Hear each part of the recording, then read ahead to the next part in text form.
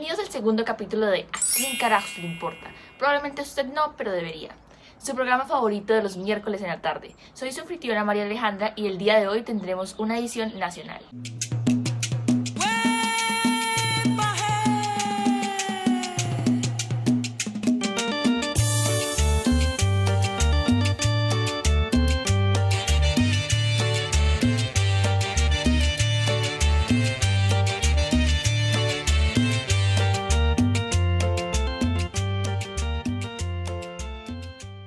Para nadie es un secreto que existen múltiples problemáticas y conflictos en nuestra tierra querida, de los cuales probablemente usted ya se encuentre completamente mamado de escuchar y dice, al fin y al cabo la culpa es de los políticos.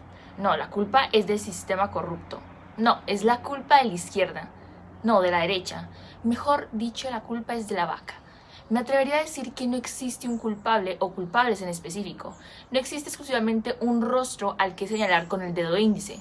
Colombia desde tiempos inmemorables se ha mantenido sostenida sobre diferentes pilares los cuales no permiten que ésta avance y se hagan las cosas de manera distinta. Hablemos de uno de los principales conflictos que ha consumido al país por completo, el conflicto armado.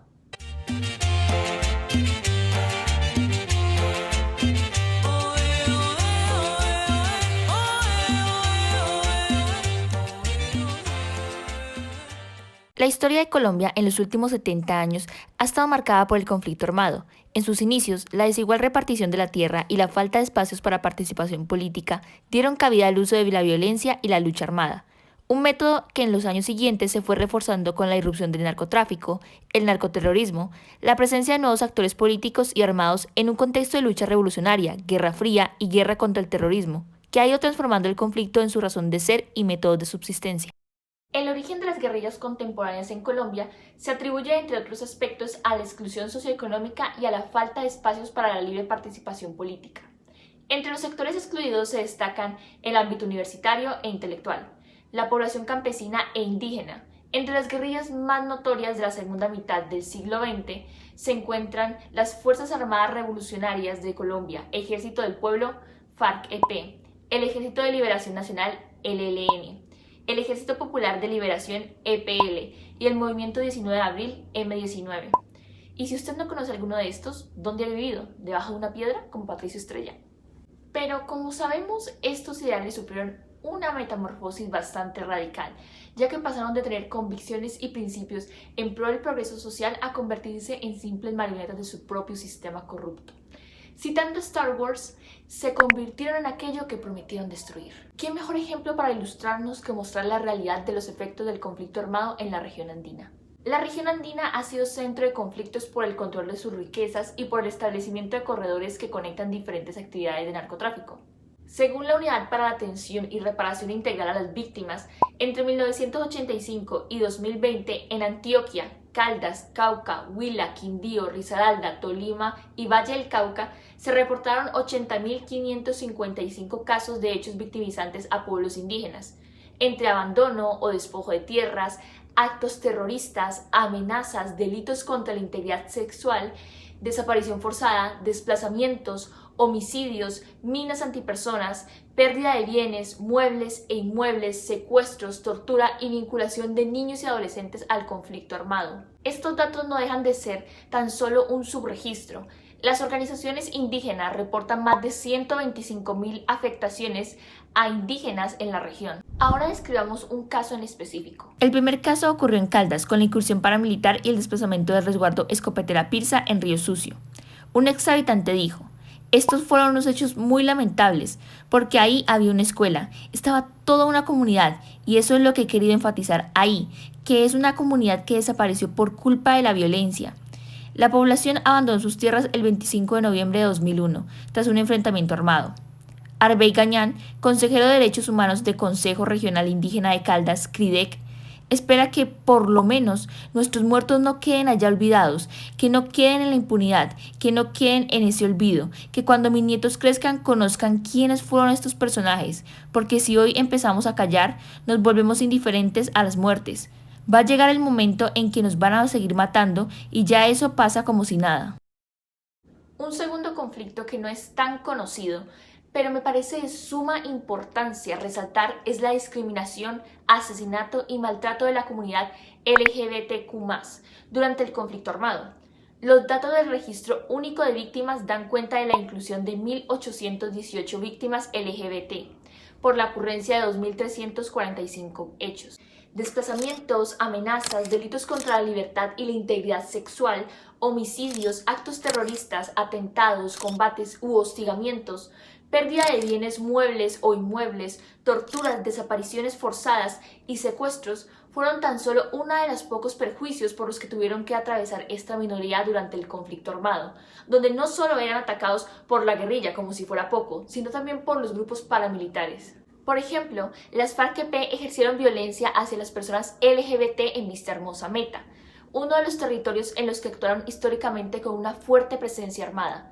Esa violencia se vio reflejada con mucha mayor intensidad durante la existencia de la denominada zona de despeje, puesto que su poder bélico se incrementó debido a la desmilitarización del municipio. Aunque no hubo fuertes confrontaciones con otros grupos armados, los paramilitares se encargaron de implantar un estricto control social y moral sobre los pobladores como resolución de conflictos, prohibición de reuniones sociales y limitación al desarrollo de la libre personalidad. Uno de los principales hechos documentados ocurrió contra Verónica y Jenny en Piñalito, en abril del año 2000. La hermana de Verónica las despertó y les preguntó si se habían metido en problemas, pues en las paredes y puertas habían escrito varios grafitis, alrededor de 6, con el mensaje «Verónica tiene SIDA». Después de esto, alias Pitufo las obligó a que escribieran una lista de todos los miembros de la población LGBT, incluso en el closet, o todas las personas que tenían relaciones sexuales con ellas, debido a que quería tener control sobre la gente del pueblo. A ella les dio 3 días para que fueran a Vista Hermosa y se hicieran pruebas de VIH, pero además ordenó pruebas masivas de VIH a toda la población, a cargo del Hospital San Juan Bosco, en la parte rural y urbana del municipio. Como consecuencia, Verónica y Jenny se vieron obligadas a desplazarse fuera de Vista Hermosa. También en 2003, en San Onofre, Sucre, el bloque Montes de María de las Autodefensas Unidas de Colombia, en cabeza de Marco Tulio Pérez Guzmán, alias El Oso, obligó a varios hombres gay y una persona que para el momento de los hechos se identificaba como mujer trans a participar en contra de su voluntad en unas peleas de boxeo clandestinas. Gracias a los acuerdos de paz firmados el 26 de septiembre de 2016, durante el gobierno de nuestro queridísimo expresidente Juan Manuel Santos, se creó la JEP, la Jurisdicción Especial para la Paz, también conocida como Justicia Especial, para la que es el mecanismo de justicia transicional por medio del cual se investiga y juzga a los integrantes de las FARC-EP, miembros de la fuerza pública y terceros que hayan participado en el conflicto armado interno en Colombia. Además, no hay que olvidar que uno de los principales objetivos de la JEP es satisfacer los derechos de las víctimas a la justicia, ofrecerles la verdad, contribuir a su reparación con el propósito de construir una paz estable y duradera. O al menos eso es lo que dice el papel. Gracias a esto, la JEP ha creado espacios de diálogo en los que las víctimas pueden realizar una especie de catarsis, diría yo, en las que se les permite expresar su sentir y aclarar los hechos ocurridos durante el conflicto, sin intervención o censura de los medios de comunicación, como fue en el tercer encuentro territorial de reconocimiento, llevado a cabo el 23 de septiembre de 2020, el cual permitió conocer de la voz de los mismos pueblos indígenas las afectaciones sufridas por el conflicto armado interno en la región andina. Veamos un fragmento. Para algunos puede que esto ya no valga la pena seguirlo contando más. Puede que para algunos diga ya no vale la pena llorar más por lo que ha sucedido. Pero para otros, hasta que uno calle, hasta que uno hasta que apague el sol, uno no dejará de contar todo lo que ha sucedido directamente en la historia de la guerra. Y hoy que se va a escribir ante el Estado que esto tiene que quedar plasmado para el resto de la vida, sí es necesario contar directamente lo que ha sucedido. También gracias a los planes de acción de la Comisión de la Verdad llevada a cabo en 2020 con la participación de lesbianas, gays, bisexuales y personas trans, se logró esclarecer los hechos ocurridos durante el conflicto armado. Pero no podemos tener síndrome de memoria a corto plazo cual Dory de Buscando a Nemo. Actualmente, con las protestas y el paro, se evidencia lo insensible y violentos que seguimos siendo. Parece que nunca aprendemos una lección.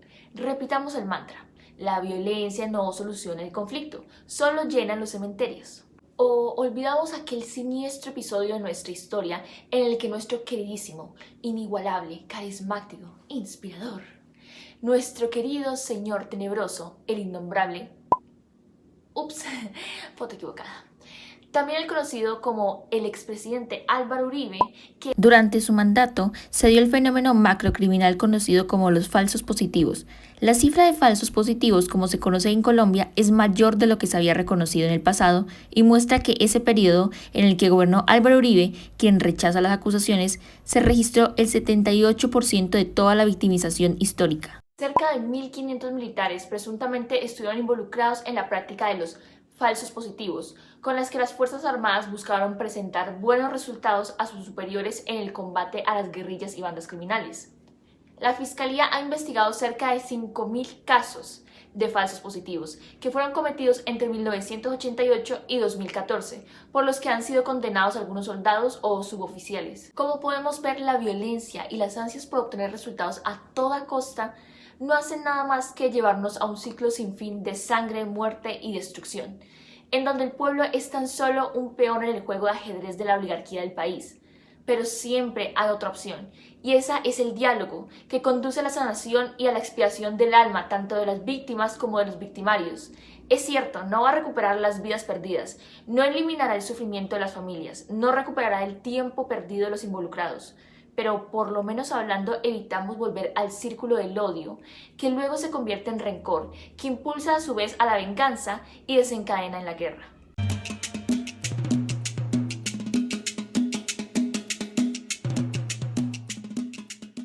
La polarización política es tan antigua como el primer periodo de violencia en Colombia. En este escenario de cálculos y maniobras se identifican convencionalmente dos bandos enfrentados, la extrema derecha y la extrema izquierda. El primero se asocia con los partidos que ocupan el gobierno y tienen la mayoría en el Congreso, y el segundo con los partidos de la oposición. Y si alguien se declara de centro, podrá ser considerado como un hipócrita, y el mismo centro a veces parece otro extremo desde el que se juzga a todos los demás como extremistas. Lo primero que hay para decir es que la polarización hace parte de la discusión y de la esencia democrática. Muestra que un país está hablando y discutiendo sobre los temas que le interesan, le preocupan, le gustan o no le gustan. Estar en desacuerdo no está mal. Está bien pensar distinto. El problema es lo que pasa cuando nos enfrentamos con gente que piensa diferente. Estoy de acuerdo con lo que establece el analista Jorge Yarse en su escrito titulado La polarización política y social. Él establece que no hay espacios en donde busquemos consensos. No existen espacios donde nos sentemos con otra persona que piensa distinto. Esos espacios no los tenemos porque los partidos no los ofrecen, porque los medios de comunicación tampoco promueven el debate y nuestras redes sociales mucho menos, porque nos encierran o nos encasillan, porque así están diseñados los algoritmos en los que se llama echo chambers. Nosotros solo estamos conectados con personas que piensen como nosotros y no tenemos, no seguimos, no leemos y no discutimos, no nos involucramos con otras personas que piensen distinto. El debate que crea la polarización como parte de la discusión democrática debería estar cargado de argumentos y enriquecer precisamente esa democracia, pero parece no ser el caso en Colombia. Los argumentos utilizados son creados desde el sentimentalismo, atacando al corazón y estómago de los colombianos. Es una estrategia consciente de las élites para consolidar unos públicos que voten de cierta manera apoyando sus ideas y sus políticas, pero sin convencerlos y sin mostrarles cuál es el contenido de esas políticas. El codirector del Observatorio de la Democracia explica que hoy se habla más de por un lado paracos y por otro de narcoguerrilleros o del castrochavismo.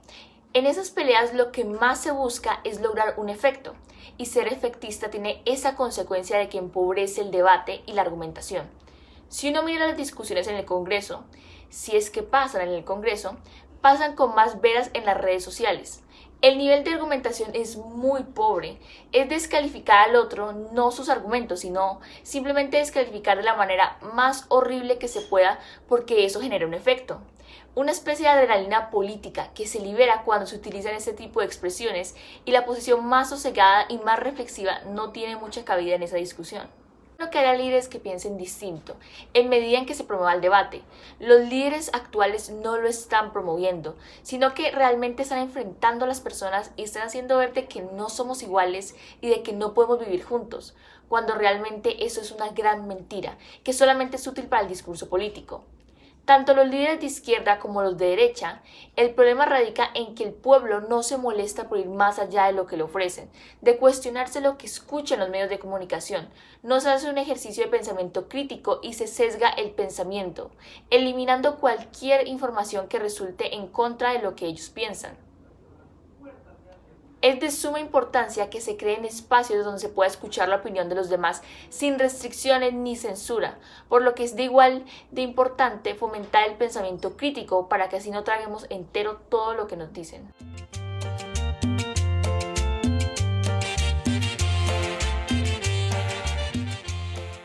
En Colombia, la violencia contra la mujer ha sido usada como un mecanismo de dominación y poder. En las modalidades de violencia de género sobresalen la violencia doméstica y la violencia ejercida por sus parejas, que muestra como máxima expresión cifras alarmantes de feminicidio. Además de estas formas, el conflicto armado ha incrementado el número de mujeres violentadas por todos los actores armados del conflicto. La victimización de las lideresas en Colombia ha sido sistemática a través de décadas de conflicto armado. Históricamente, las mujeres, niñas y niños han sido los más vulnerados en sus derechos y marginados por parte del Estado, cuando se habla de verdad, justicia, reparación y garantías de no repetición. En noviembre del año 2016 se dio la firma del Acuerdo Final de Paz entre el gobierno colombiano y la guerrilla de las FARC-EP. Contrario a las esperanzadoras predicciones sobre el conflicto que nos brindaban nuestros confiables gobernantes, las cifras han demostrado todo lo contrario. Los hechos de violencia por parte de grupos paramilitares y guerrillas aumentó considerablemente, afectando en gran medida a la población civil, hecho que se demuestra dramáticamente en el asesinato sistemático de lideresas y líderes sociales, que aumentó luego de la firma del Acuerdo de Paz. Las cifras de hechos violentos contra lideresas y líderes sociales han venido en aumento según datos del programa Somos Defensores.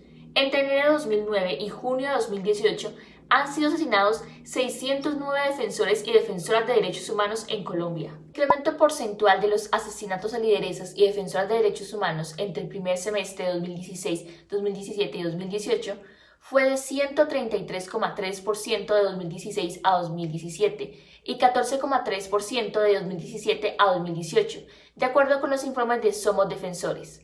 160% de 2016 a 2017 y 38,5% de 2017 a 2018, según la matriz de Marcha Patriótica. No es suficiente solo con escuchar los testimonios de las víctimas, sino que hay que garantizar la no repetición de los actos violentos, por lo que es vital la búsqueda de una sociedad libre de violencia contra la mujer.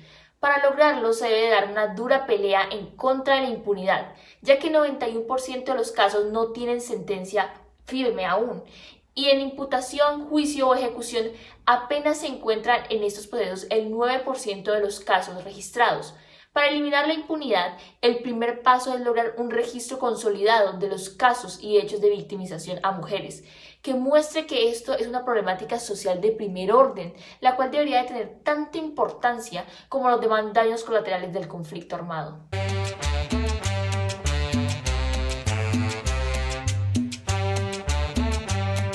De estos 3 casos podemos concluir 5 aspectos fundamentales a la hora de resolver un conflicto. Primero, es necesario que las víctimas tengan espacios en los que puedan expresar su sentir, en donde puedan esclarecer los hechos y ser escuchados no solo para que su historia no se repita, sino para poder abrir el paso al diálogo y al perdón.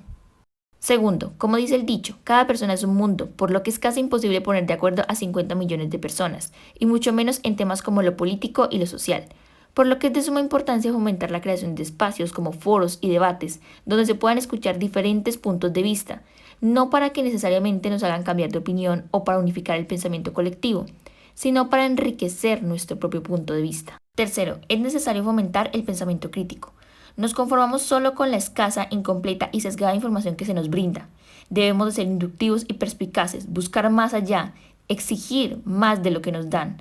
Además, debemos de dejar de escuchar solo información que esté de acuerdo con nuestro punto de vista. La opinión de otros puede enriquecer la nuestra. Cuarto, aunque es bastante importante escuchar a las víctimas como se planteó en el punto número 1, no podemos quedarnos solo con eso. Debemos de ofrecerles garantías de no repetición y brindarles ayudas que les permitan a las víctimas volver a retomar el estilo de vida, pero no solamente a un grupo selecto, sino a todas, y no simplemente con una ayuda escasa, debe ser una ayuda realista. Quinto, reitero, no podemos tener memoria a corto plazo como Dory de Buscando a Nemo. Conocemos nuestra historia, pero nos empecinamos en repetirla. En la época de mi abuelo eran los liberales contra conservadores, en la época de mi padre eran los revolucionarios contra el Estado, y en mi generación es Petro contra Duque. Son diferentes actores, diferentes métodos de manipulación, pero el mismo desenlace: sangre derramada de miles de colombianos sin importar su pensamiento. Ya la historia nos ha demostrado que las armas solo son un callejón sin salida, no llegamos a ninguna solución con ellas. Entonces, ¿por qué seguimos insistiendo en seguir usándolas como solución a nuestros conflictos? Si siempre utilizamos la misma estrategia de violencia, no podemos esperar un resultado distinto a los que ya la historia nos ha mostrado. Y con esto cerramos el programa del día de hoy. Esperamos que haya sido de ayuda y confío en que con esto hayamos logrado despertar ese fuego de esperanza y empatía que los demás se empecinan en apagar. Y así a usted le deje importar un carajo lo que pase con el país.